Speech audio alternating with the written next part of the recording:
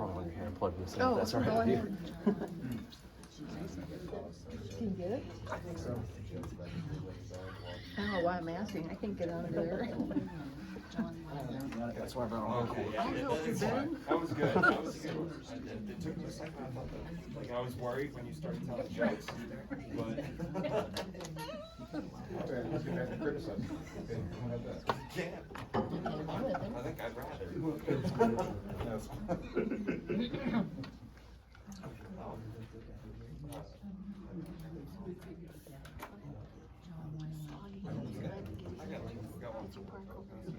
I parked out here. Just what you think. I was rain and stuff. I live right next to the storage unit building and all that water was just coming up into my yard.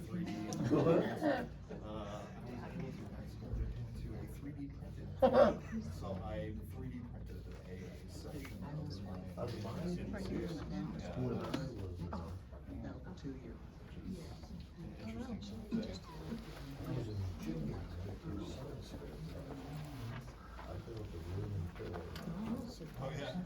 yeah. Has something to do with the meeting. Yeah, what I gotta do is really, and then. This room set up like this. It's not like a matter.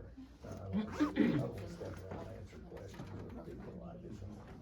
Yeah, show them. I got my blue I ribbon. always come to the utility hall and get things in here, but sometimes it gets pretty cramped the way it's set up. That's 3D. Yeah, I was gonna print a few of this line. You're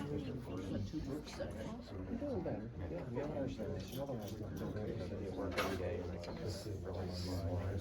really do and render and do all that. Don't have any use of the state much and that kind of thing. I've got a point where it's a hard copy tomorrow. We'll see what they say.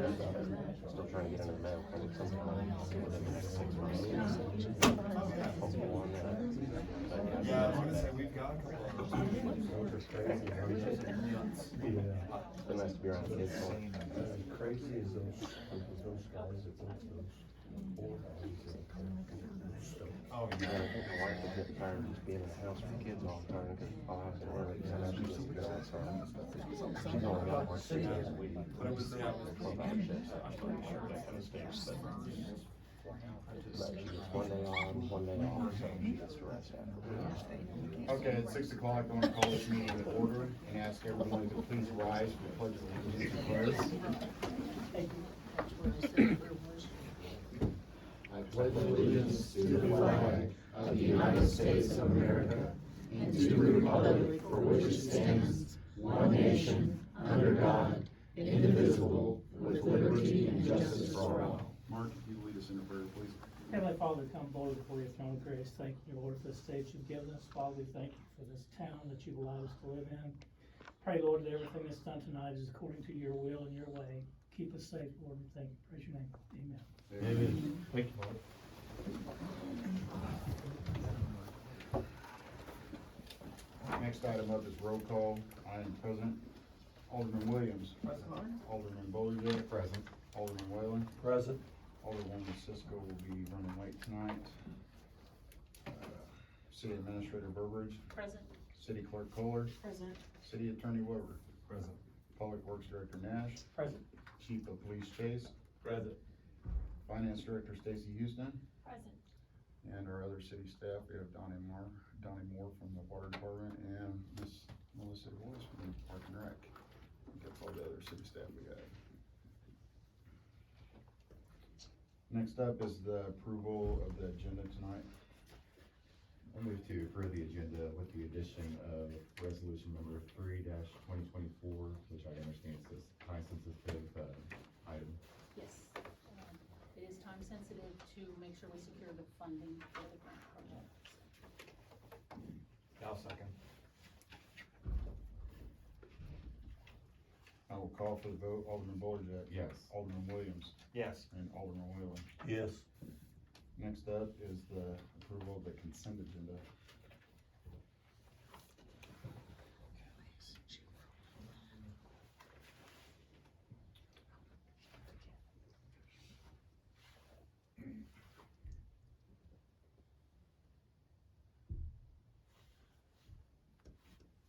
I would move to approve consent agenda. I'll second.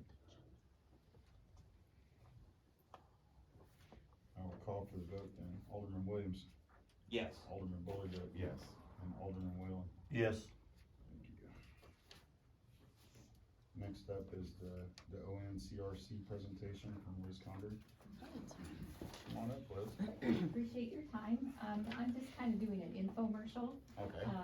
About this time last year, SACPA/ONCRC made an application to, the Missouri Humanities Council to be one of 6 communities that is recognized this year, as part of their Crossroads in Rural America, traveling exhibit. And, we were selected. We're very excited about that. And so I just wanted to tell you a little bit about what is included and what that means and what it can mean for us. We can't hear you.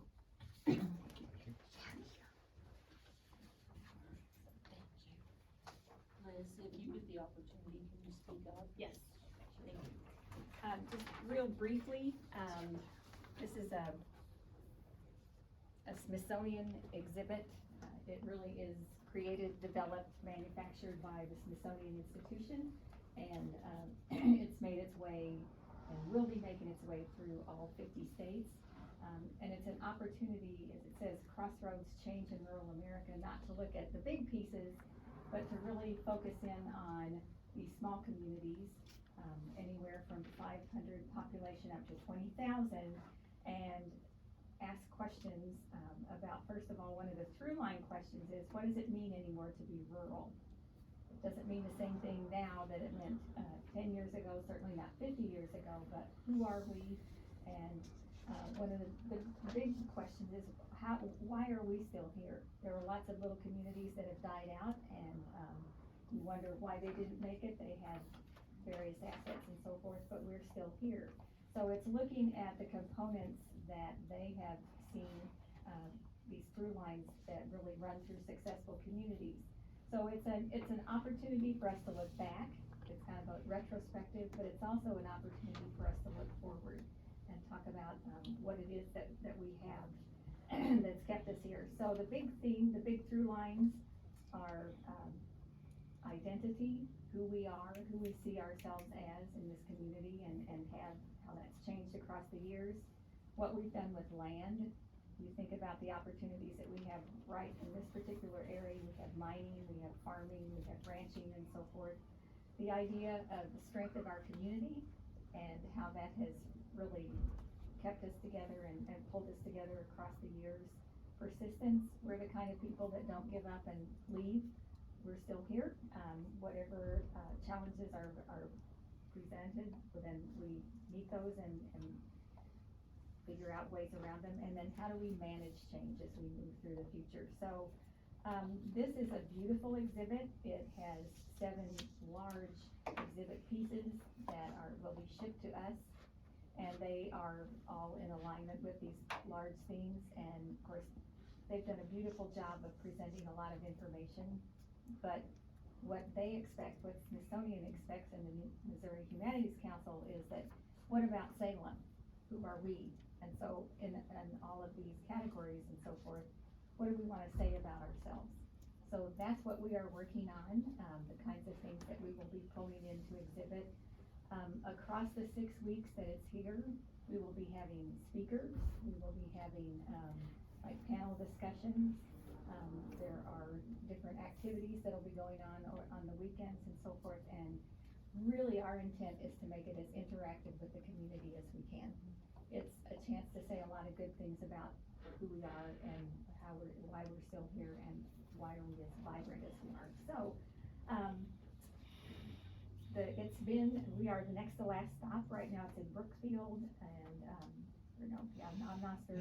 We will be receiving this, the 23rd of March and have it for 6 weeks. And then from there, its last stop is in Kearney, Missouri. So we're really excited about it. We've done a lot of work. We still have a lot to do to prepare to get ready for this. So I may be knocking on some of your doors and asking you for help here and there as we start and tweak some of these activities. But I really wanted you to know that it's coming, and I think it'll be really neat. Thank you. Thank you, Liz, for putting this together.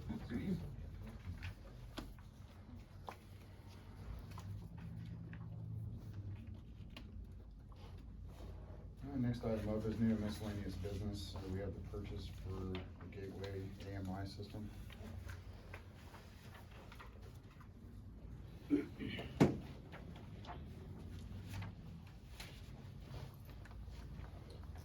gonna give you all a copy of this, so you can kind of see. I don't know that we've ever showed you anything like this.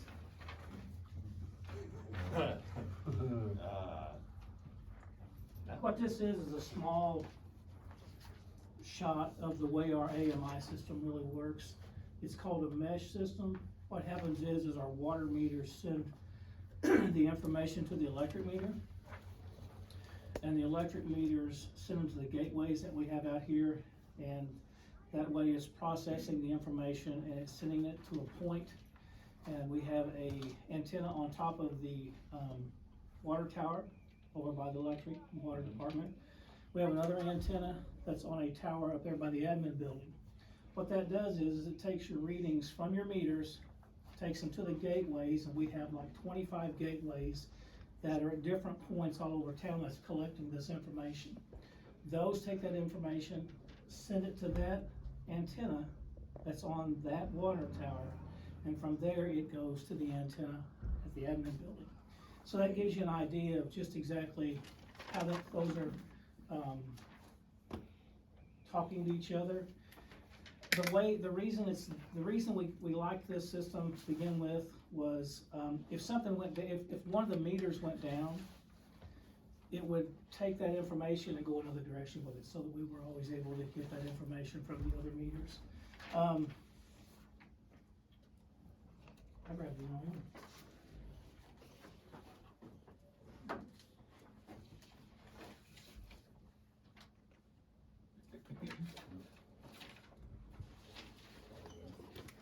Here it is. I had it in my hand. So these gateways are part of the infrastructure for our AMI system. Like I said, they're the collection points. This is an item that we have to purchase from the next grid. We're gonna purchase 12 of them. We've got some of them that are out. And then this allows us to have some in stock so that if something happens to one of them, we're able to get it back up. And the purchase of these gateways is a total cost of $8,266. This amount will come out of the water department maintenance, line item 510-501-46-100, which currently has $70,000 in its budget. The electric department maintenance line is 501-501-46-100, which currently has $56,000 in it. We'll split this cost between those two departments, and it'll be $4,133.10 from each of these line items. So since we do it with water and electric, that's why we take it out of each one of those line items, is to cover that expense. And if I can add, this is mainly for replacement of some in our system.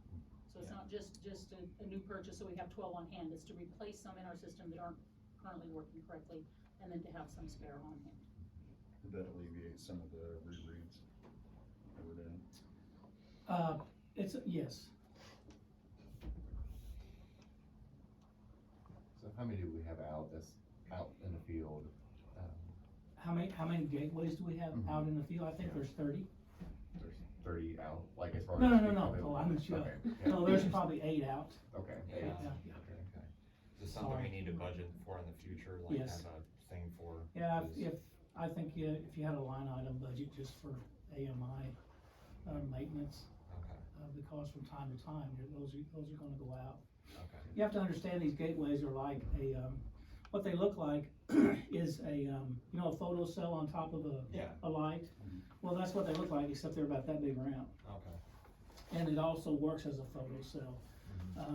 If the city would so choose in the future, if they had city lights, they had these on them, they could program them lights to come on and go off at certain times through that photo cell if they wanted to. Is there a way to obtain a warranty with any of these? I mean, I don't know what the lifespan is. Yeah, how long have we had these? It's been 3 or 4 years, maybe? 2019. 2019, so 5 years and we had 8 go out.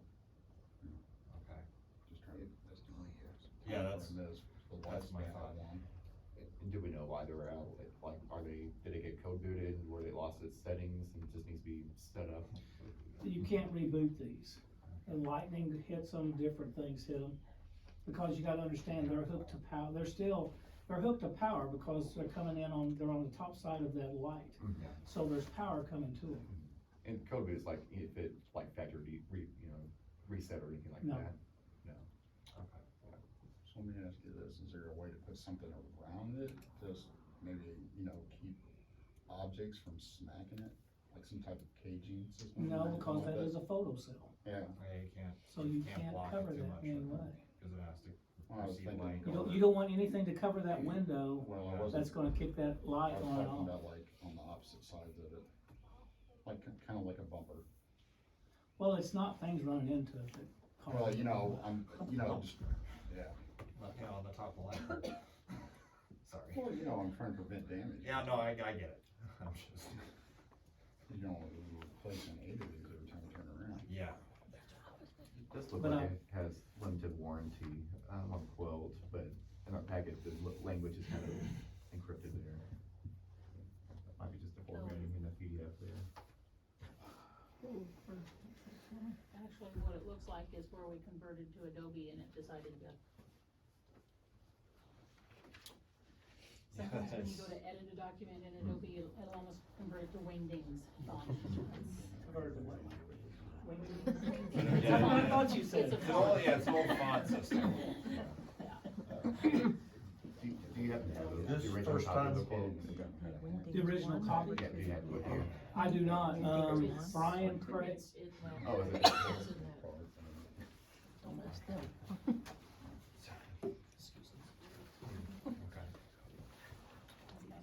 Oh, there we go. Oh, yeah. Oh, there we go.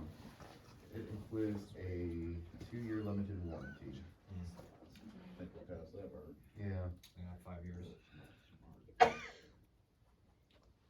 First time we've had to replace any since we installed. we had to replace, yeah, there was some manufacturer defects with a couple of them when we first got them. Had to change them out and send those back. I say manufacturing defects, they were dropped in the truck. I might ask the board to allow the purchase of gateway equipment for a total of $8,266.20.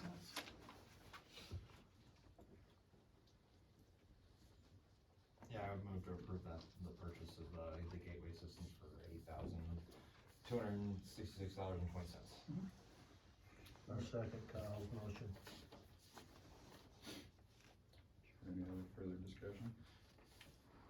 Whenever we get them, we wanna take a look and make sure that when we put them in, make a note of that 2-year warranty and see if any of the ones that we put in. I think on the other side of them, Mhm. there's a place that There's you a could. manufacturer's date or something. Mhm. Yeah, I'm gonna check in on that, make sure. Or just note it. Alright, anything else? Mm. This time I'll call for the vote. Alderman Williams, Yes. Alderman Whalen, Yes. and Alderman Boerjack. Yes. Thank you guys, appreciate it.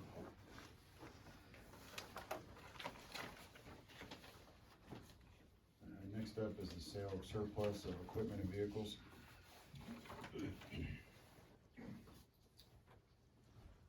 Okay, this is equipment that is deemed no longer useful in the fleet for the city of Salem.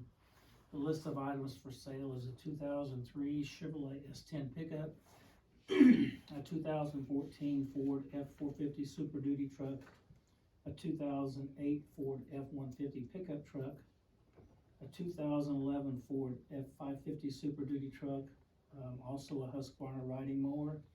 That boom mower that we replaced, we've got the video and stuff on it. So when we put that on Purple Wave, if you all agree to that, that video will go on there so that whoever's looking at it can tell that that unit was working when we took it off. A 6-foot bush hog and a 5-foot bush hog. And these items, that each item that is sold will be put back in its proper department. And we'll do that through Purple Wave. John has went through all these trucks, and got them all ready for us to sell.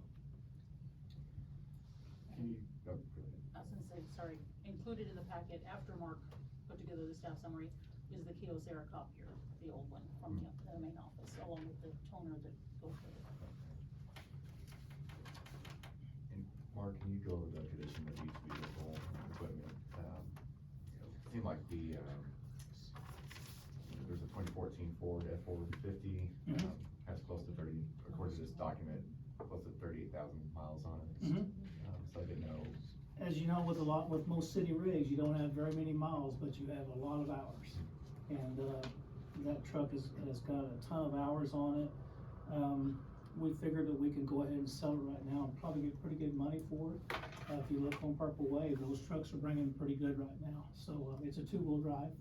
So, yeah, the 2003, that S10 pickup,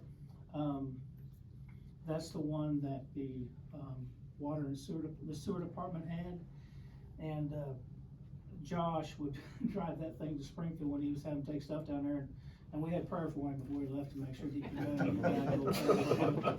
And he made most trips, but we were worried about him. But, you know, there was that old pickup that we needed to get rid of. Here's that 2014 450. It just got lots of hours on it, and at some point we have to. You know, even though the miles are low, if you remember correctly, the bigger Derrick truck that we sold didn't have a lot of miles on it, but it had a lot of hours on it. That's the issue you get with on these trucks like this, is the hours. Same thing with the 2008, that half-ton pickup. It's a little rough to wear. It's been used a lot, and it's time for it to go. The thing about it is, with all these rigs that we put on here, we've put money into them in the past, and that's kind of what we look at, is how much money that we've actually put in these trucks. And there comes a point to where you say, no more. And that's kind of where we're at on these trucks. Like I said, the 450s, and that 550, we should be able to do pretty well on that. That 6.7 diesel motor in that 2011, it was starting to rattle a little bit. I don't want to rebuild or buy a new diesel motor. So, That 552 is toted around that sewer machine. Yes. For water all the time when it moved. so. And we will have some more rigs that we'll be going through. I'm assuming for the next budget year, we're probably going to look for a replacement for these vehicles, or? I think we've already replaced the van. We've replaced some of them already, and, you know, no, I don't. We're gonna have to replace the one down at the sewer plant, that little S10 pickup, because, you know, we're going to Springfield now to do our testing. Josh was able to get testing done for a lot cheaper down there, and so we've been doing our testing for our samples down there in Springfield, so, and they need a truck, you know, they don't, I mean, we need to get them something, we either have to take a pickup down to them or something. Like I said, that S10 is So we're really, we need to replace one and then potentially to sell these trucks with paint, pretty much for that truck. What year was this, 2003? 2003. We did No good include on? in the capital improvement plan. So we did I've include got in the enough junk. in the capital improvement plan for this next budget year to replace the S10. So that was in the plan. Okay.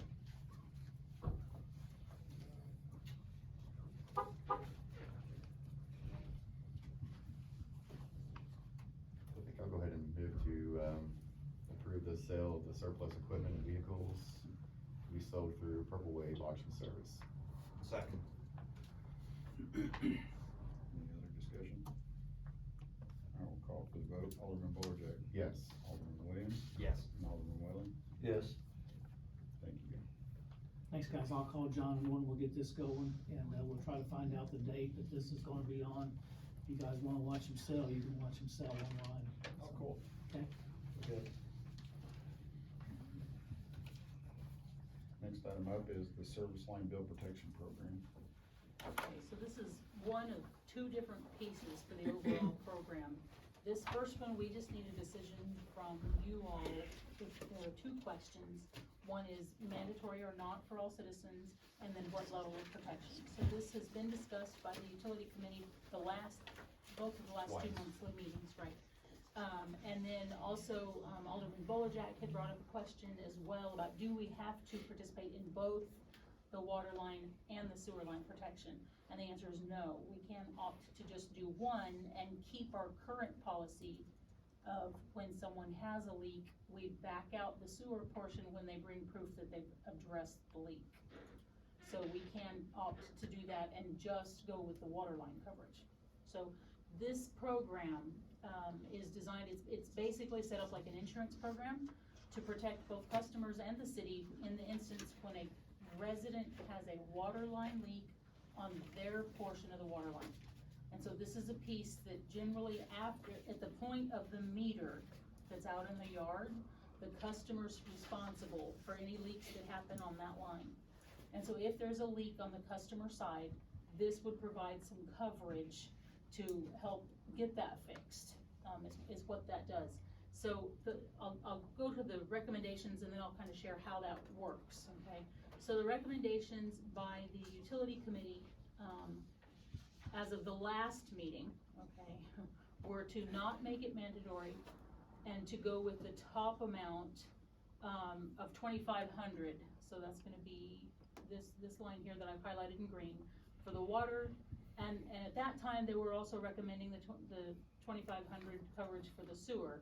But since we found out we don't have to do that and could just keep our current sewer policy, we could just go with the water line coverage.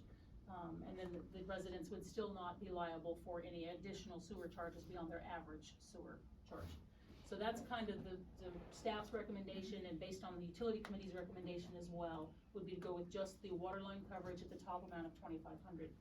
So how this works is if you all choose to approve this, first of all, this is an opt-out. Okay, so a little bit unique in that it would be added to all customers' bills. And then if they didn't want it, they could call our office and opt out and it'd be removed. Okay, so a little different. But in the instance where they had a water line leak and all of a sudden they had a large bill, so this piece doesn't deal with the leak itself or fixing the line. This piece deals with bill protection. So it will cover up to $2,500 over the course of 2 bills, because many times they get caught where the actual charges might cover 2 months' bills, up to $2,500 of that water leak protection. The customer doesn't have to pay. So it gets paid to the city to recoup our costs on the water side. Then we would back out with proof of having the leak fixed the sewer side, based on this recommendation. And I believe, I'm trying to find here, forgive me, it's been a bit since I put this together. This is how many times? Forgive me, because they're 2 different. Once a year? Yeah, once a year coverage, up to $2,500 for water line leaks for the customer. Any questions? So tonight we're just answering questions, so we're not committing to anything, just to help. Right, we can't put a contract together until we know what we want in the contract. This helps them to draft that contract. Correct. So we just need to know from you all, what level of coverage, do you want water, sewer, both, and then mandatory or not? So. I would agree with the utility committee's recommendation for this not to be mandatory, with the $2,500 coverage, just for the water. For a quick point of reference, we do have a couple of, as when I went to the utility, when I was at the utility committee meeting, we had one of the ladies there that managed the accounts, and she was saying that we do have multiple people per month with a leak, and when those people come to it, usually they're unable to pay that. We have a lot of citizens who can't pay that, then they have to get put on a payment plan to get it back, and that becomes a whole nother thing. This would protect them. Utility committee, as kind of shown here, recommended it twice, but when we came back with it, they decided to revisit it and look at upping the coverage, because for an extra, as you can see, for an extra 35 cents there, you got double and a half the coverage. So that was why they came back and revamped. It wasn't changing any of the mandatory stuff, it was just looking at the difference of that. You can, like she was saying, that can opt out. You know, if people don't want it, they can opt out, but it will be initially added. Right. And most of the water leaks, when you do see a water leak happen, are Above are- 1,000. Yes, well above $1,000. Yeah.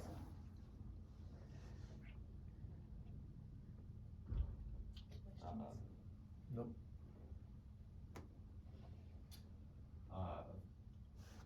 I would move to draft the, is that how it's? Yeah, we'll send you guys' decisions, Yeah. preferences to the company, they'll send us, then we'll review and go from there. I move to accept the utility committee's recommendation on this, of the 2,500 for just water, non-mandatory, in terms of making a contract. I'll second.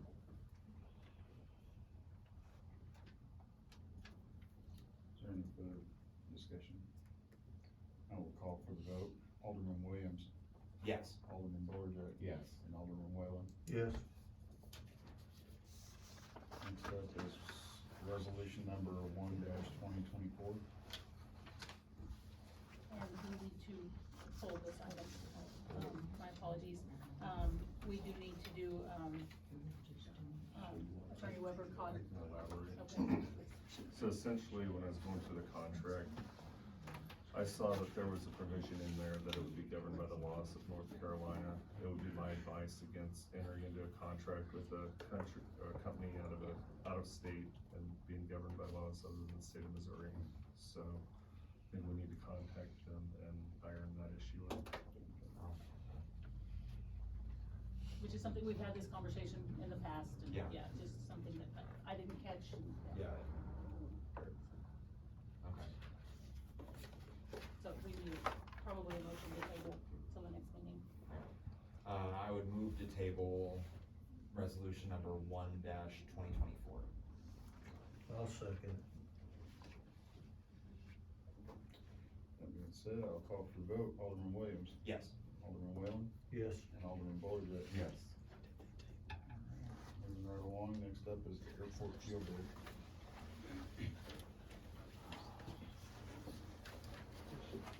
This is bid approval for the purchase of airplane fuel for the airport. The airport sells fuel to local pilots and pilots that are flying through Salem to stop them if they needed fuel. We tried to get two bids. We had we tried to get bids. We got two responses. Bid one was for 2,500 gallons at a price of $4.15.9 for a total of $10,397.50, and it was from that Niagara Transport. That's who we bought fuel from before. The other person that we tried to get a bid from, they didn't have any their supplier didn't even have any airplane fuel available to sell right now, so. There's, in that budget item for airplane fuel, there's $25,000 budgeted in our budget, and for that, so I'd ask the board to accept the bid from Niagara Transport for $10,397.50.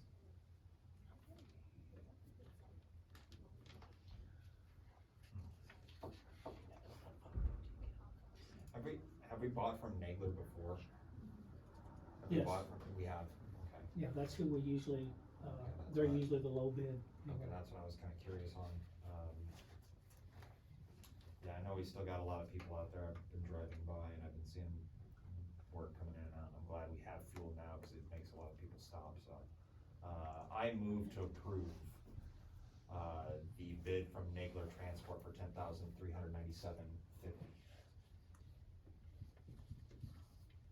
Do I have a second?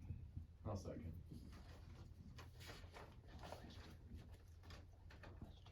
Any further discussion? How much, do we still have fuel left, or how much time do we have, like, left on fuel? There's some out there, There's still some out it's there. getting low, when it gets to a certain point, when Brent starts looking to Okay, get a bid for fuel.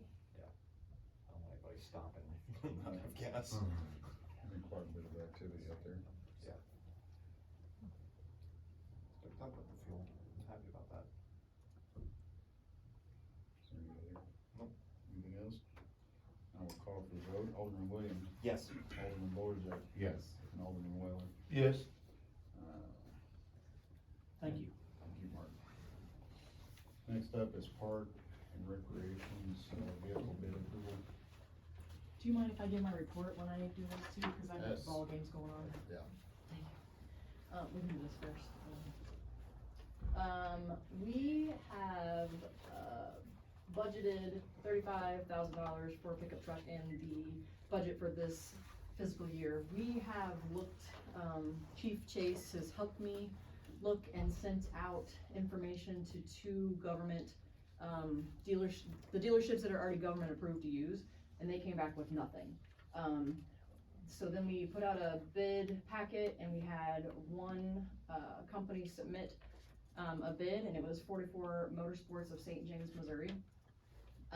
We are actually requesting that we have a budget adjustment of, let me look, it's $7,689.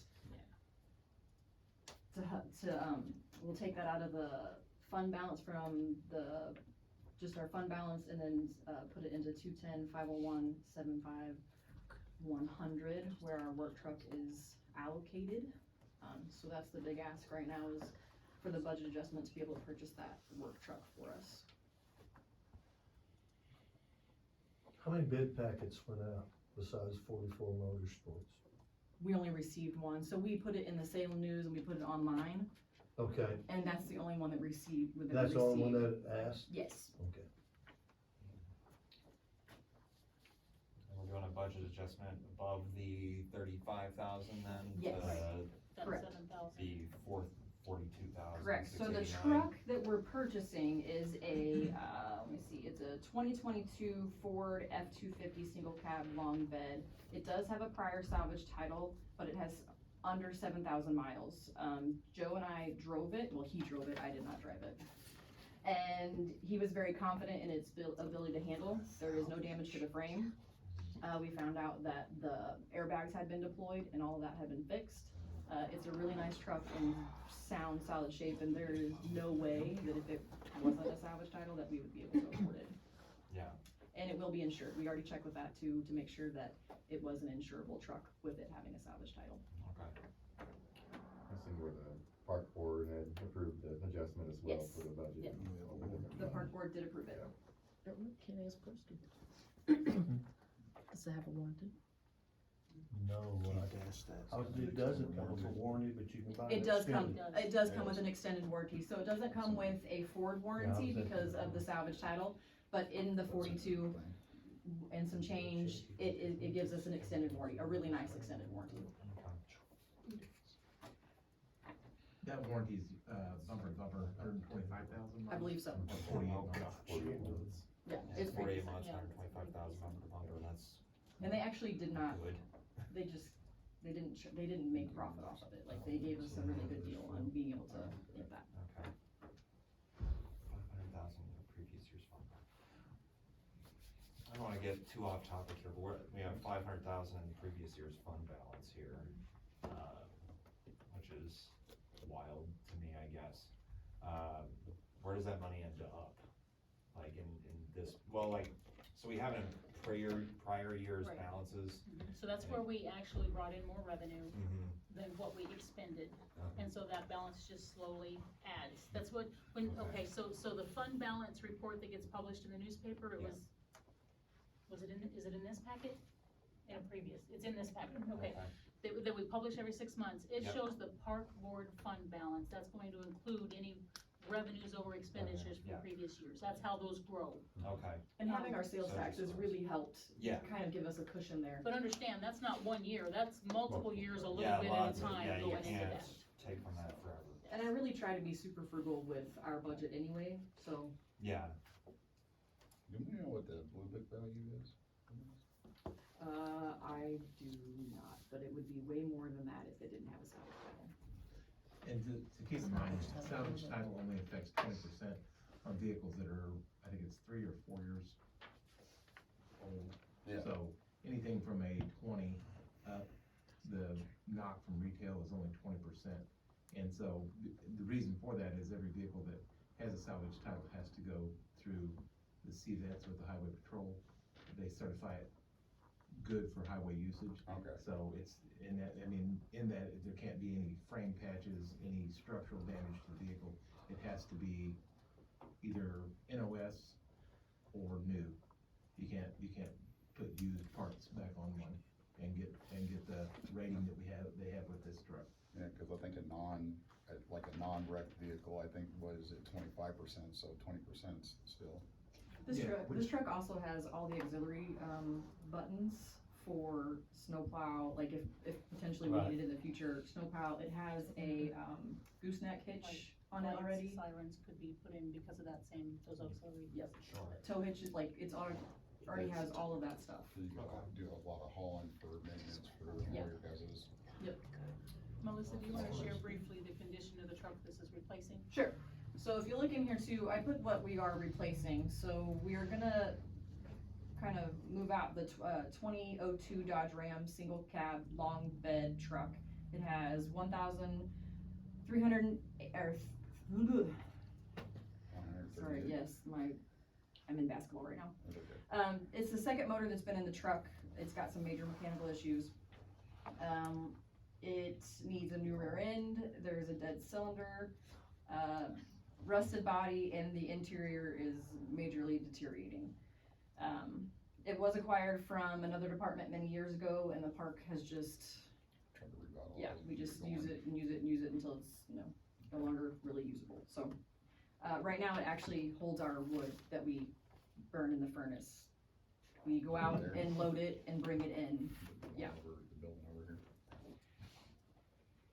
We haul wood with it.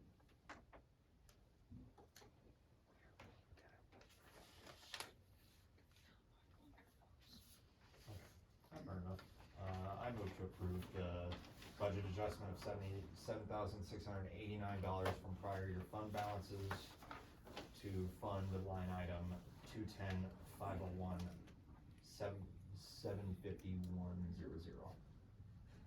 for the work truck. I'll second that.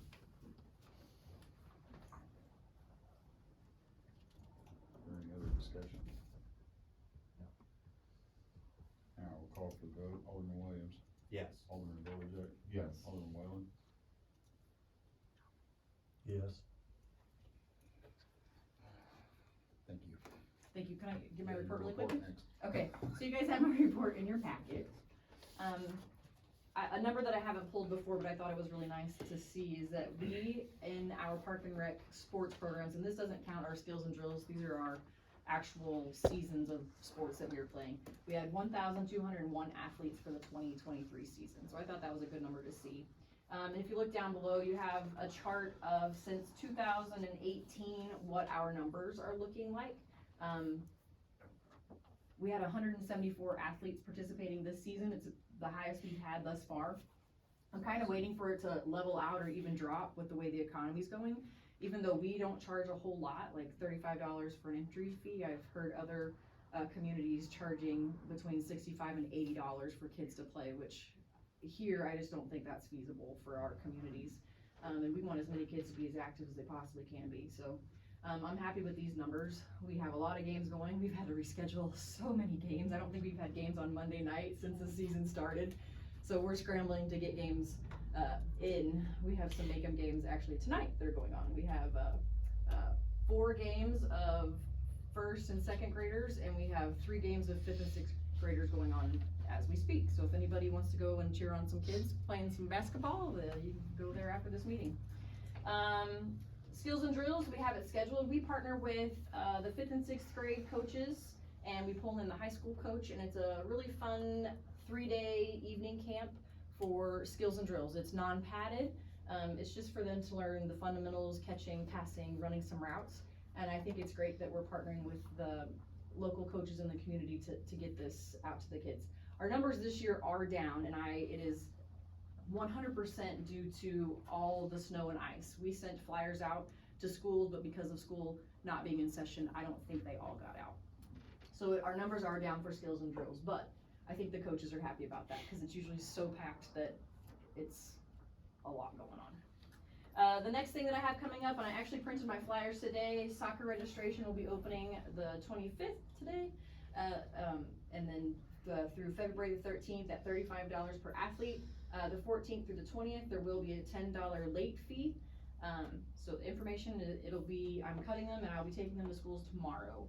And then moving on to grounds and satellite parks, the Al Brown lighting project. We still have some missing equipment. It's scheduled to be here in March. I've been in contact with the contractor.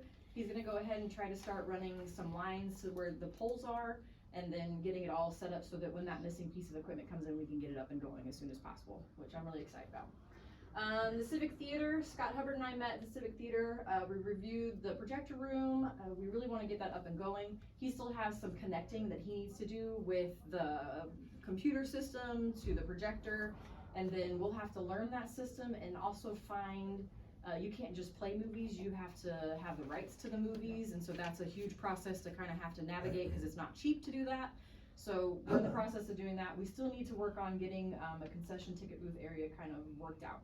But Rommel and I went around to the locksmith and we reviewed all the doors in the building because we really, with it being open so frequently and for so many purposes, we want to make sure that there are zones that keys work in certain areas because we don't want people pilfering around and getting into places where they don't really need to be.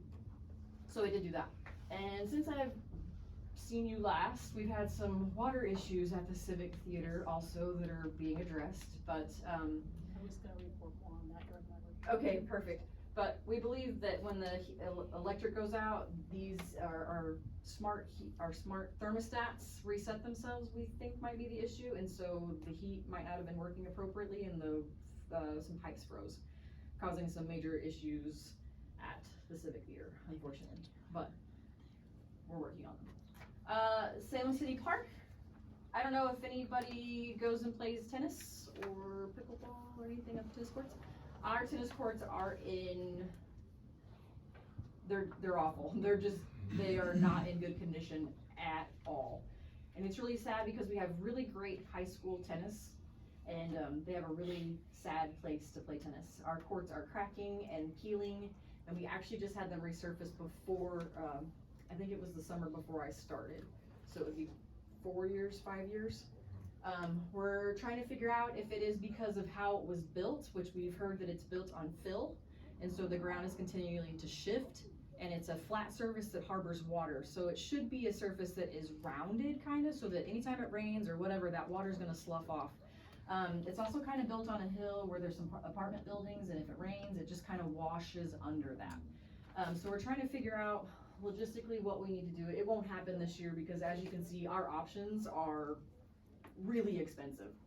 And this company's not even into building tennis courts, they're into resurfacing and painting lines and surfacing it. They will take it all off and start from bare again, but if you can see the option, it says, let's see, right way crack repair system, approximately, if we do all of the linear footage that are cracked, it would be 3,500 linear feet of cracks that would need repaired. 400 they could get by with, those are the really, really big ones, but if you really wanted to fix all the things, that's the number you're looking at, and that's, I mean, we could probably build a new tennis court and just do the 3-court, but just wanted you to be aware of this because it's something that's probably gonna have to come up in the next budget or so. We did talk in the Park and Rec meeting that we do believe that our AD needs to have a seat at the table with this discussion because they do utilize it for their high school sports. But that's in the future. And then we were able to, it was in the budget for this year, we had Servpro come in and they did the mold remediation for the break room, and the guys have completed the installation of the insulation and the ceiling, and we've installed the lights, and we had the window unit installed yesterday. So they actually have a break room that they can actually be in. It came to the point where I couldn't even walk in the room without having issues breathing. That's how disgusting it was from years of leaking roof, because we got the roof fixed not very long ago, and this was just that next step in repairing that to where they had a break room that they could actually have a break in. And then the last thing, we had Light Up the Park this season. It was way down this year for participation. We're gonna continue doing it. We hope that more businesses will participate. I saw some people complaining that it was $50 to have a spot, and I just wanna say why it's $50. Electric rates are the same for me. I have to pay the same electric rate for Park and Rec that we use, no matter what. I don't get a discount. So If people are using the tennis lights, if they're using Al Brown, if they're plugging things at the picnic table, whatever it is, I have that same rate. So $50 is to cover the light fee, like the fee for electricity, but we also put a lighting timer on it. So we pay for that timer, and if those timers break or whatever, we have to replace them. So I don't think $50 is a big ask. I think it just kind of covers it, and to be able to advertise in your city park that people drive through consistently, I think $50 is pretty cheap. But, and that's all I have. If anybody has any questions? Sorry, I just vomited. How many were you down on the, Christmas lights in the park? How many people? We've been up to about 30 and we had 10. 10? Have you Yeah. contacted the 20 to see why? I didn't, I have not. Okay. I put it out on Facebook. I usually do it kind of, fallish when it's still warm out, like, Mhm. hey guys, perfect time to be thinking about Christmas. It's warm out to get your displays kind of together, cause it gets cold and people don't wanna be out there. But,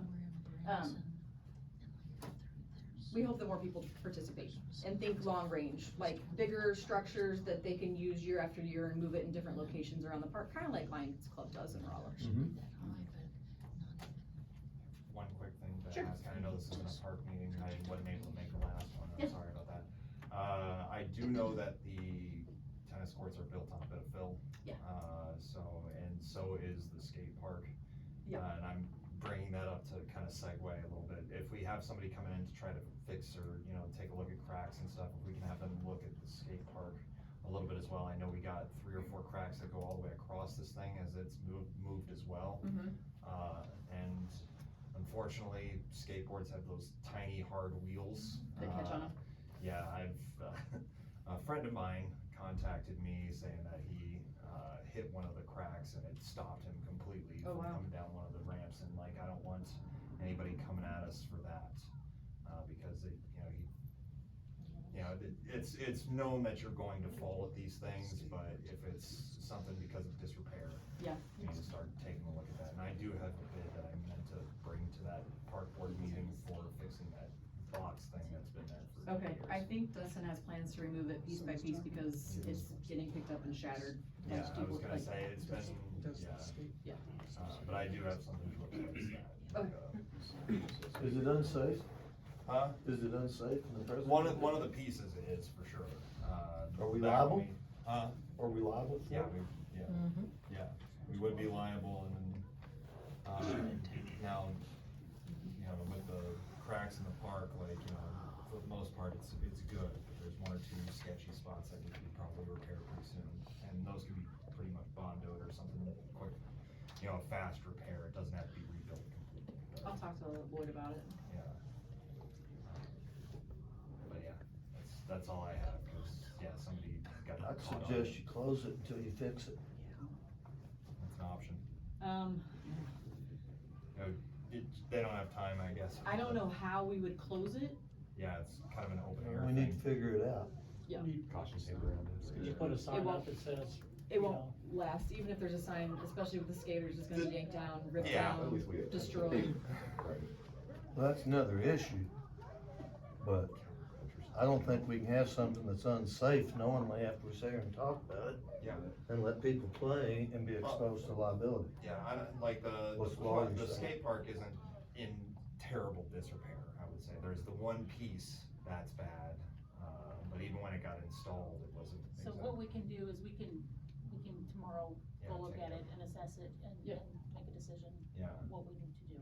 If we Okay. need to remove a piece or whatever. There's no real way to close it. Yeah. I It's could, an open thing of concrete.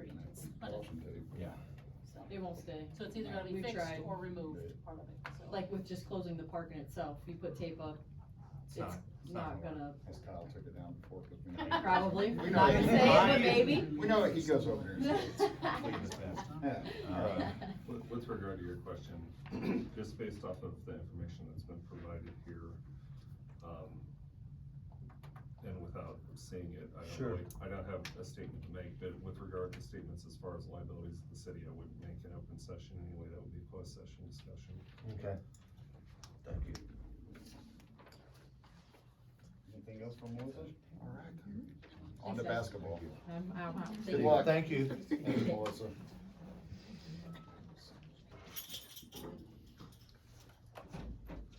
Next up is resolution number 2-2024.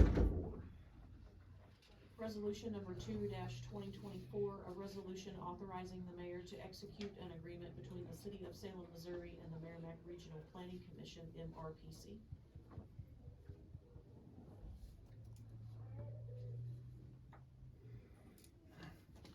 So this is a requirement to have the environmental review done. This is a requirement of SRF. One of the grants that early on in the process, when we were talking about funding and the different things that we were going to apply for, was an additional CDBG grant through the state. So that's federal funds that flow through the state, in the amount of $750,000. And so it is a requirement that we have an environmental review done for this. Given that we have a pre-existing relationship with MRPC and other contracts in place with them, there will be one of the only ones in the area. There aren't a lot of private companies that will do an environmental review that meet these specs.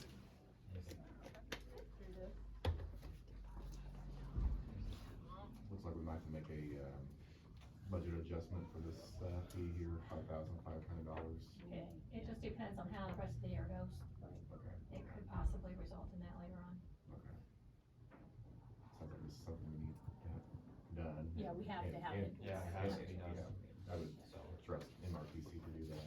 I would go ahead and move to approve resolution number 2-2024. Second. Any further discussion? I will call for the vote. Alderman Boyd, Yes. Alderman Williams, Yes. and Alderman Whalen. Yes. Thank you. Next up is the lead lines, or the lead service line agreement.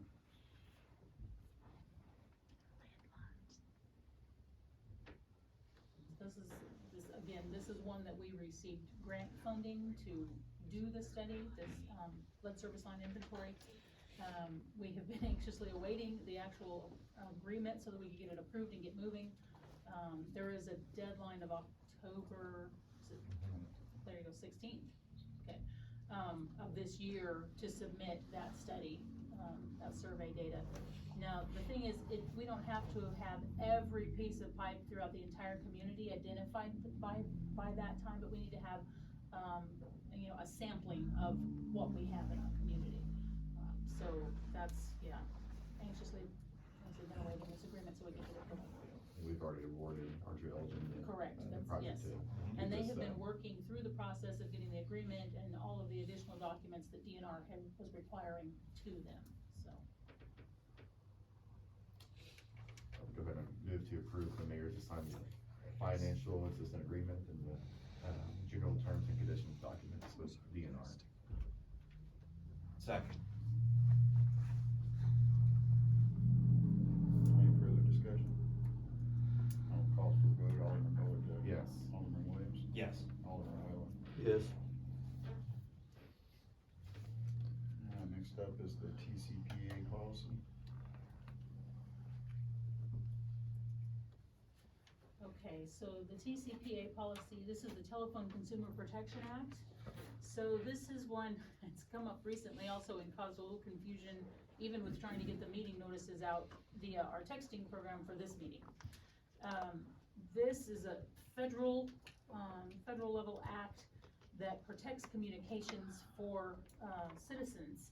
And basically, this is giving permission, let me back up, the utility committee did review this and recommended approval to add this language to our applications for your utility accounts, okay?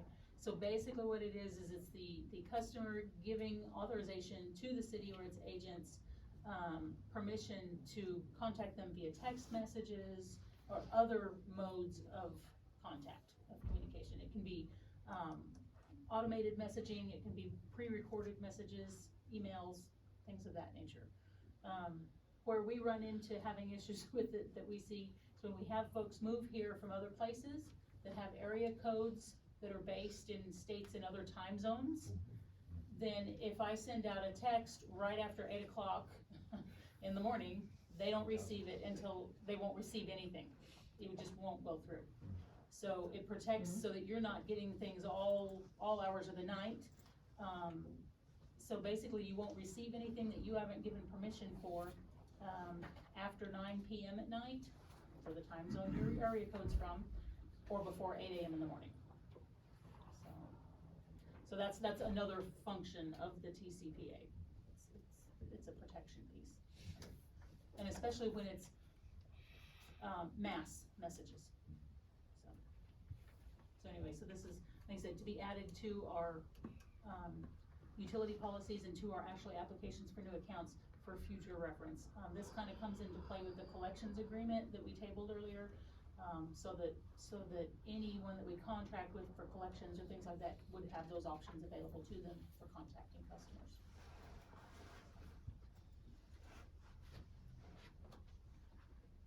What about existing customers? It So, says we don't have a consent You know, order. we didn't have a lot of discussion about it, and for the utility committee meeting, I was on a different train of thought, so I mean, we can certainly bring that up. Right now, none of our existing customers have this in place, so we wouldn't have permission to reach out to them in those other ways. So it's something that if we want to, request, we can do that. I don't think we can make anyone, do you know what I mean? You Give can't this make them permission. consent. Right, so it's a, so I mean, we could certainly attempt that. Sure. It's certainly a conversation that we could have. So, but at this point, tonight, it's just adding it to all new accounts. And this went through the utility committee and was talked about, so, and I agree with them. So I move to approve the TCPA policy as part of the Salem municipal utility policies. I second it. Any other further discussion? I'll call for the vote. Alderman Williams? Yes. Alderman Whalen? Yes. And Alderman Boyd. Yes. Thank you. Next up is financial updates. Do you wanna go to the graphs? Yes, please.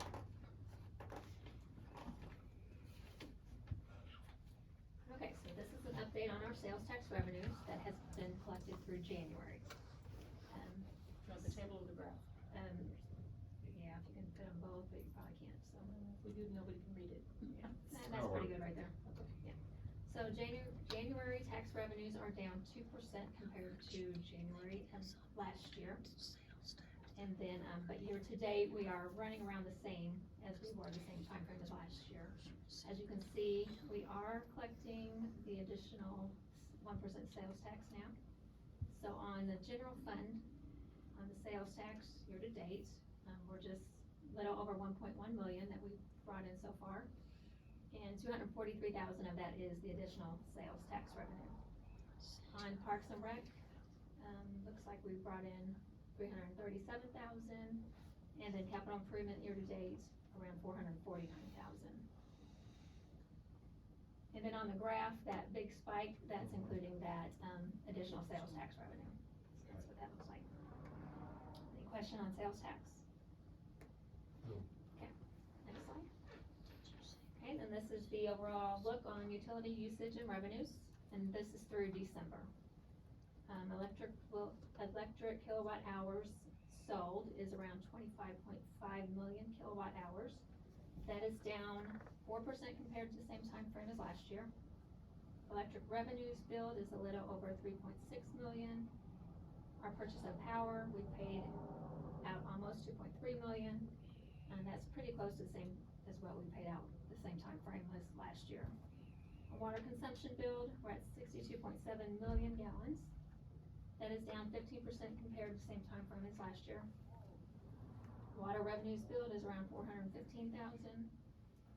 And sewer consumption billed, we billed out around 56.5 million gallons. That's 11% down compared to the same time frame as last year. Revenues billed is at almost 541,000. Questions on that slide?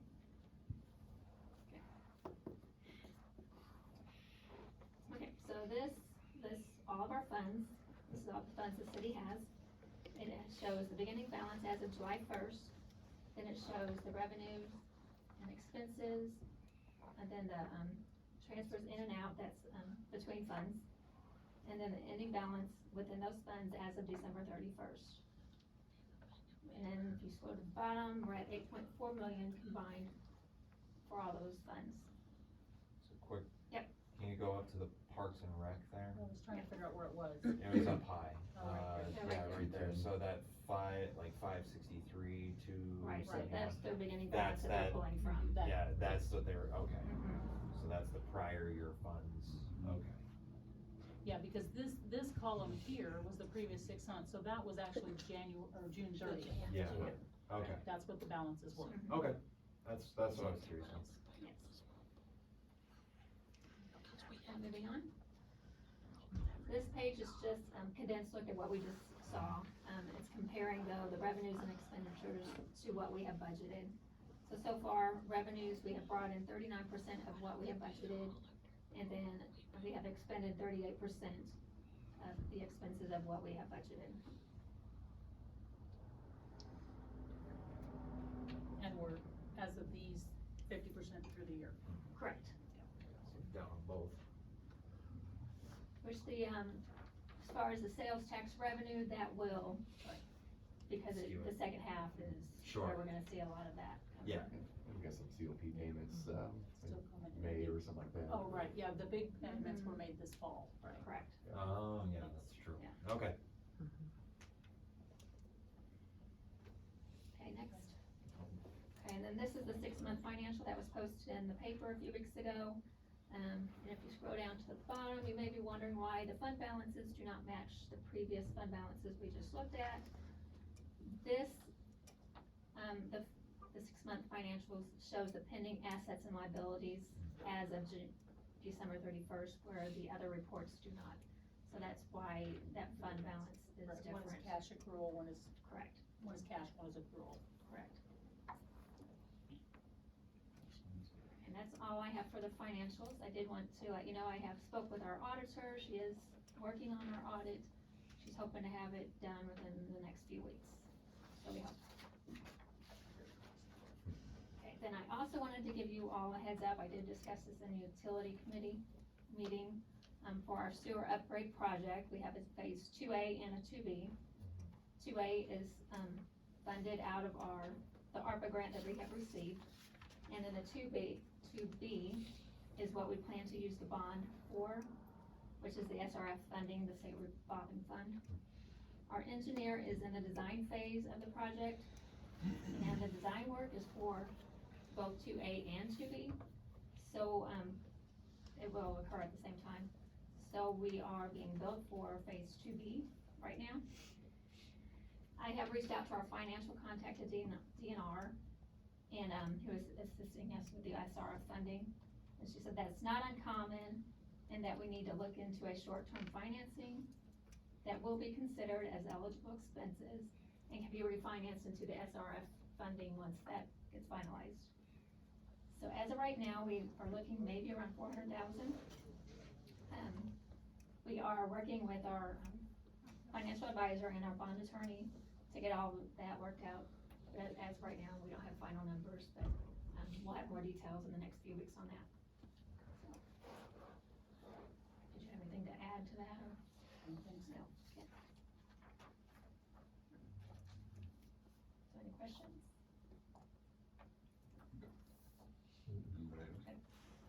Thank you, Stacy. Thank you, sir. And then we have our added item, before you move on in the Yeah, agenda. go ahead. Okay. Already Can I covered. go ahead and talk about it? Yeah, go ahead. Okay, so the item added for this evening, this is actually requesting approval of a change order number 2 for 503 East Rolla Road. This is part of the Welcome Home Program. This change order is actually a reduction, to the overall contract amount, a reduction in the amount of $2,500. The reason this is time sensitive, this house, just as a brief recap, this grant program, we front the expenditures and then we get reimbursed. Once it's all been done, we've got all the reporting done. So this house, in this program, we had 4 categories of citizens we were trying to assist. There was low income, there was very low income, there were veterans, and there were special needs. So you just had to have, you know, for the special needs and veteran, one person in the household who had that as their need. Excuse me. And so this home is actually a veteran and special needs home. And so this one we have to submit first. How the program works, we have to maintain the percentages of veterans and special needs. We can't like just submit all of the low income homes for reimbursement first. We have to maintain those percentages as we request reimbursement. So this one needs to go first, and it's time sensitive. We are requesting an extension on this program, on this funding, to complete the houses that are in process currently. So, like I said, this one needs to be submitted before the end of this month. So I've had it on the agenda for a while, and it just didn't get included with all of our shuffling and changing dates, so. Is this property on East Rolla Road? Yes. Yes.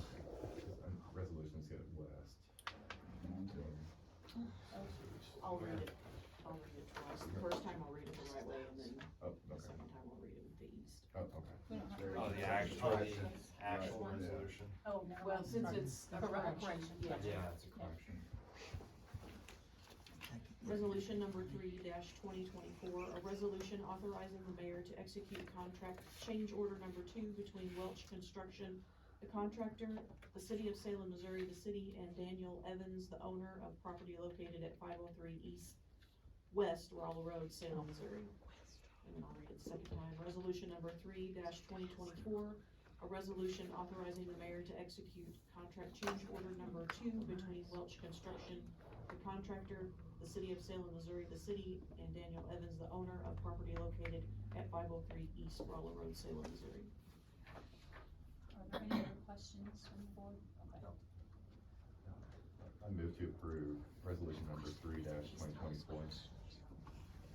Second.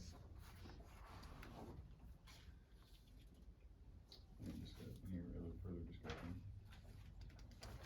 I will call for the vote. Alderman Boyd, Yes. Alderman Williams, Yes. and Alderman Whalen. Yes. Thank you.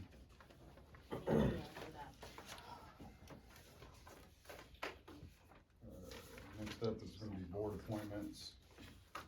Recommendation from the library board to appoint Sally Gronowski. Gronowski. Thank you.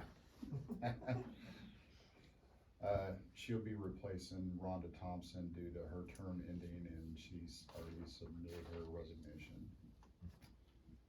And, I also have more board appointments for the Community Involvement Committee.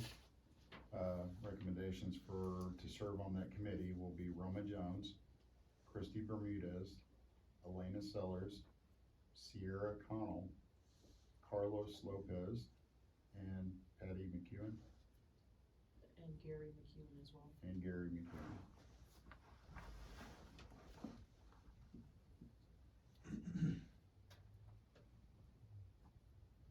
I move to approve the mayor's appointments to the board and committees. I second it.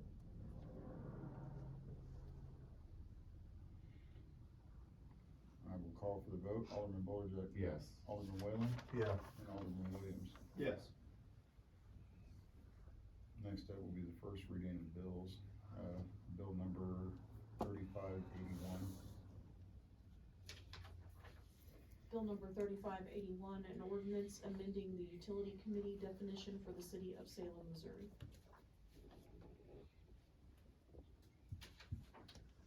So this, item was discussed with the utility committee. This is just like we, did some amendments to what was formerly the Community Services Committee, and now it's Community Involvement. I kind of was looking at it and decided, you know, as we have each of these committee meetings come up, we need to run these by them and have these amended to reflect currently where we are. Again, you know, these codes were established in 1980, so it's probably time for us to be looking at them and making sure that they fit what's going on and what changes are happening in our community. So basically, this change simply removes the language that the utility committee also oversees street construction, maintenance, and repair. So it keeps it strictly two committees, two utilities, excuse me. So that's the change for this.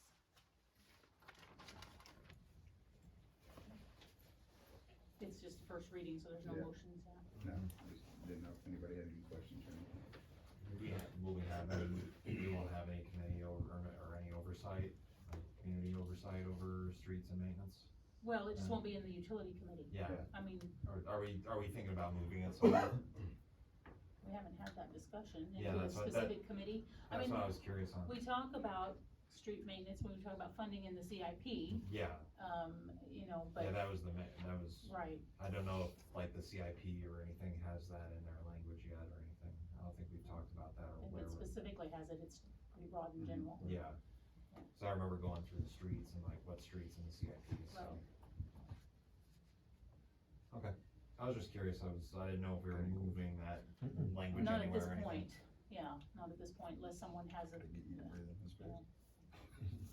a specific place they'd like to do it. Alright. Next up is bill number 3582.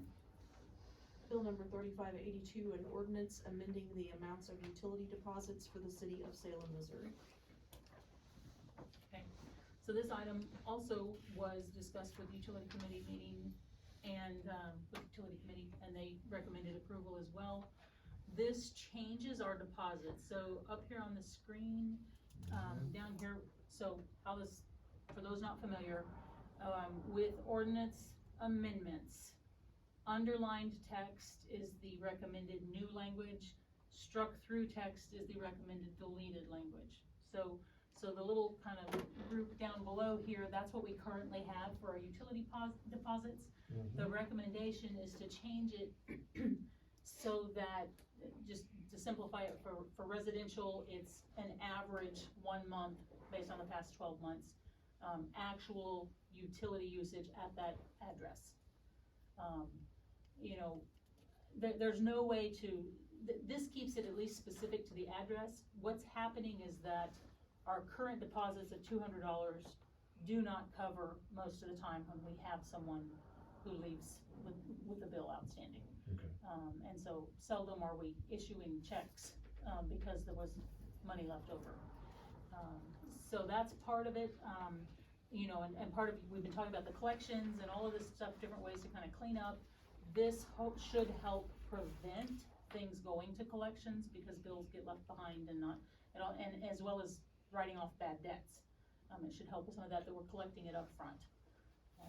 So that's a piece of it. So like I said, that's what the general gist of it is, to move it to a 1 month average based on the past 12 months.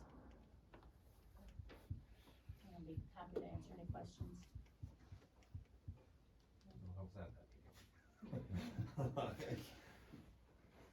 Next up is bill number 3583. Bill number 3583, an ordinance amending portions of the housing violations codes for the city of Salem, Missouri. Okay, so 3583, and if I may, I'll talk about 3584 also, because they kind of go together. Okay. They both deal with housing violations. Both of these sections of code are about kind of housekeeping and cleaning up the language that's in there so that it all references the building inspector.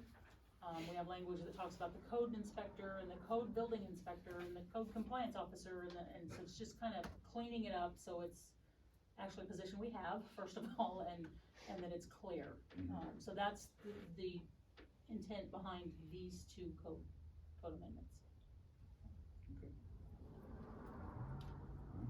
Skipping right along, next up would be bill number 3587. Well, do you want Tammy to go ahead and read 3584? Yeah. Bill number 3584, an ordinance amending portions of the housing violation codes for the city of Salem, Missouri. Okay.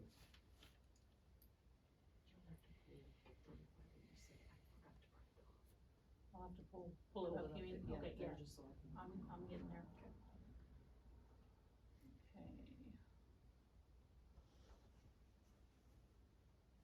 Which is, this is where we're at, right? Correct. Okay.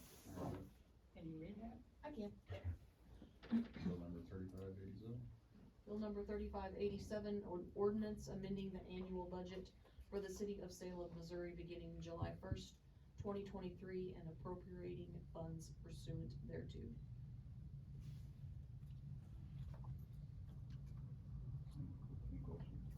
Appropriations bill. I think that. Okay. just checking. Yeah, so this right here, I'll just pull this up in the staff summary, this is kind of the net. The detail is in the packet, but this is kind of the net, effect of these budget adjustments. So an increase in revenues of 889,000 and change, an increase in expenditures of 622,000 and change, for a total increase in the, total increase in the intergovernmental transfers of 41,000. And Stacy's here to answer questions you guys have about it. Alright. Next up is reports of city officials, boards, and committees. Okay, so, it's been a very busy week and a half. So I'll start with what's going on with the old city hall. So as Melissa mentioned earlier, we've actually had 2 water leaks there at the building. And unfortunately, they resulted in some flooding of the building. And so there's been some damage to the facility. We've done some of the big cleanup already. We've had our crews go in and kind of take care of removing stuff that's damaged and ceiling tiles that have fallen in. So the council chambers are in pretty bad shape right now. And so carpet has been removed as well from the chambers. We have another room off the kitchen, so opposite corners of the building had leaks. And so just some irony there that it hit that way. We are in the process of, Tammy has already submitted the initial request to insurance for claims. So that process is going. We've taken pictures of damage and submitted all of that, so we're waiting to hear back from them. We're in the process of getting a quote from Surf Pro to go in and just, you know, we're not seeing any mold or anything like that, but just go in and disinfect and clean so that there's some confidence that it's safe to be in. So at that point then, we may need to have a conversation about, just because our guys this time of year, and I'm sure Donnie can attest to this, water line leaks and things like that, happens this time of year. We've got way more of those than the rest of the year. And so we may need to look at having a plumber come in to kind of redo some of the toilets, replace some kits in toilets and urinals and stuff like that to get the building back up and going. So currently the water is still shut off to the building, and until we kind of are able to get some of that done, we'll remain that way. So I'll be working on some quotes and some things to bring before you guys as this moves forward, about what we need to do to get council chambers back up and going and other things cleaned up. So I'll be happy to answer any questions that any of you have on that. I'll try to keep you guys up to date as things change there. Let's see. So I would like to let Donnie talk about something that happened today, and before he starts talking about it, I want to say kudos to Donnie and his guys. So this is some good news. Donnie, do you want to go ahead and share your news? Doesn't look like it. We had a meeting, I guess a sewer inspection today with DNR over our collection system. They came down and spent about 6 hours with us on our CMOM, which is a sewer collection maintenance operation management program we have that we've had, and we had Archer Engineering. They helped us adapt and make a new plan, and we've put it in operation, and they went through the past 5 years of our budget. They went through capital improvements, what we've done. They went through the budget from year to year. They went through the projected 10 years of capital improvements. They went through the projected, 5 years forward of what we're doing with the budget. They wanted to know what we do with customer complaints. They wanted to know what our plans were for the collection system as far as day-to-day maintenance. They wanted to know what, if we had projects coming up that we were planning to do. They wanted to know how we're gonna handle, anything to do with a problem that might occur on a day-to-day basis.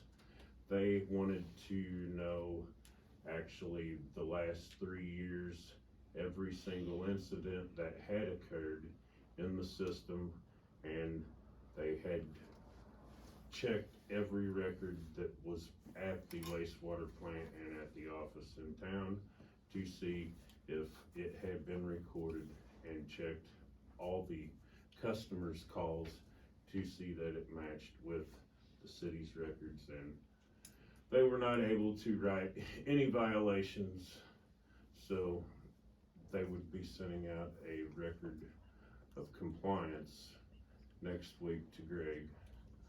So we are in compliance with our collection system, and we got good graces from the I department. just wanna say so. kudos again to Donnie and his guys because to go through a 6-hour inspection They of checked, facilities and records. I mean, they checked all 9 lift Zero stations, things. they turned over rocks in the parking lot, so. Wild. That was a pretty good size report that they were requesting. So. Yes, most definitely. Had we not been in compliance? Our collection system has been in compliance. Mark, were you gonna talk about our AMI system in your report? Yes. Okay, then that's all I have for a report. That leaves me, I really don't have anything to report on tonight. I just wanna thank all my city employees for keeping our city going, especially during all the cold weather events that we've had and the nasty weather. I've said it in the past and I'll say it again, you guys are the backbone of our industry here. I mean, we sit here at the board, we make financial decisions all the time, but you guys actually get out and do the hard work. And I wanna thank each and every one of you. Other than that, I will leave it up to Mr. Nash, the next person on the list, sir. Okay, thank you.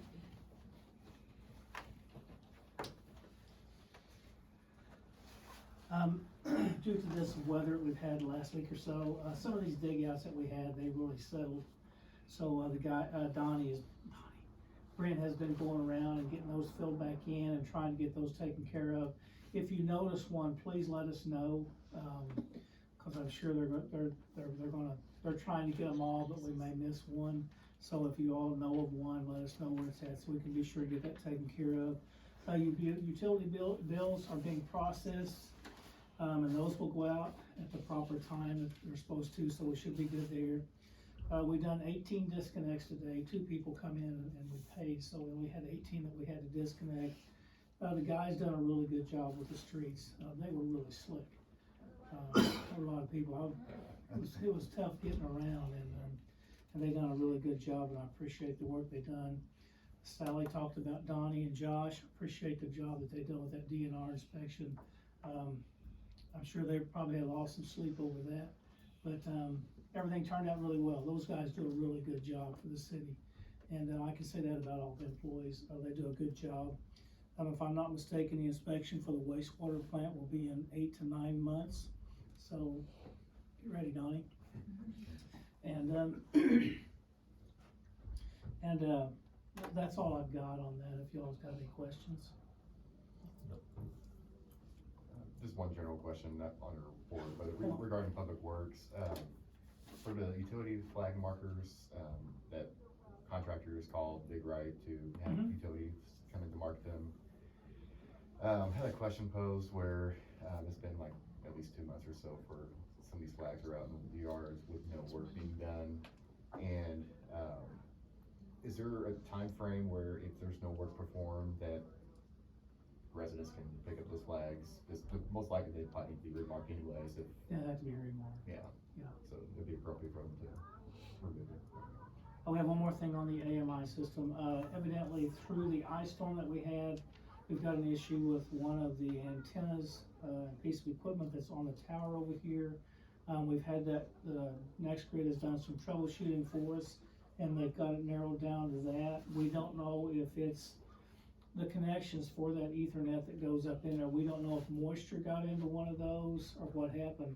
But if there's any corrosion or anything that gets in that connection at all, you're gonna lose it. And they think that's probably what happened, was with the wind that we had blowing, the rain and everything that we've had. They're thinking that's where it's at. So we're gonna have to get those.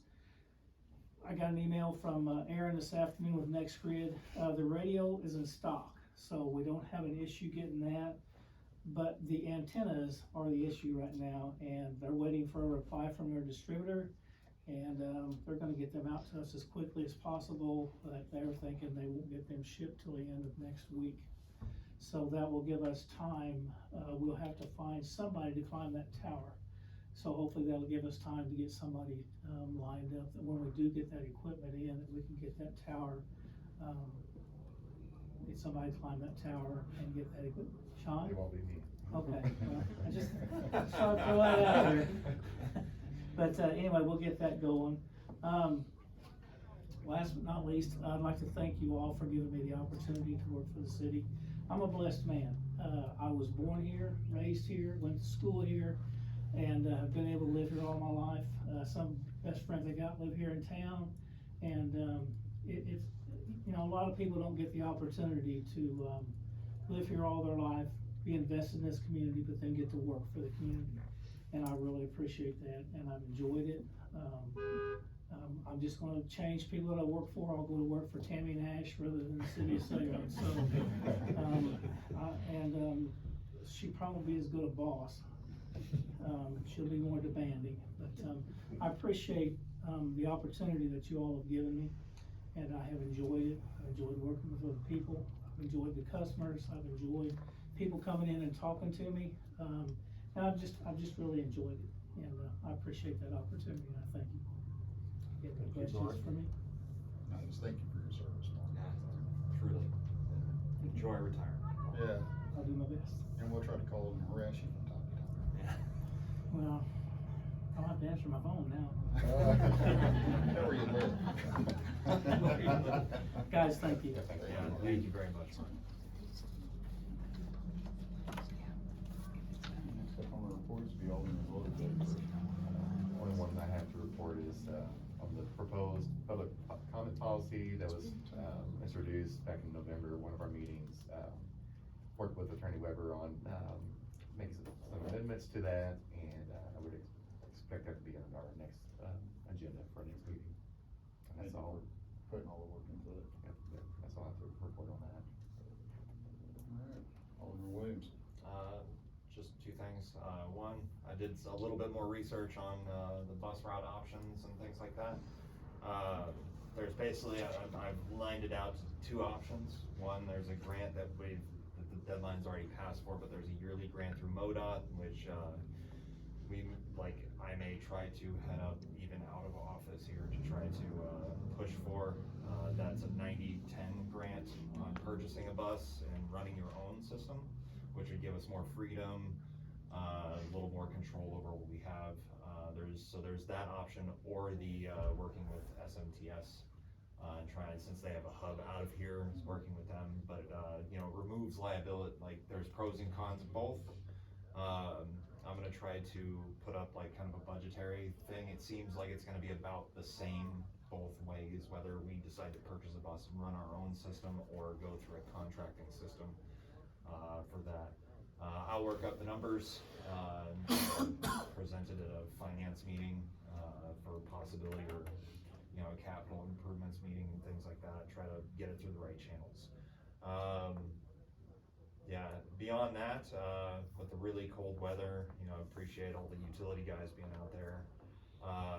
And I appreciate the heating centers, being opened up with, you know, from the police department being one, Dent County Health Center, Salem Public Library. And I also wanna recognize, Mr. Vance there in the Revival Tabernacle. I really appreciate the citizens stepping up. You know, that was unexpected and, you know, unplanned, but when you guys saw me, you provided, so I wanted to recognize you guys for that. That's awesome. Thank you. I appreciate that. That's all I have. I really don't have any No, business. No. I don't have anything. Alright.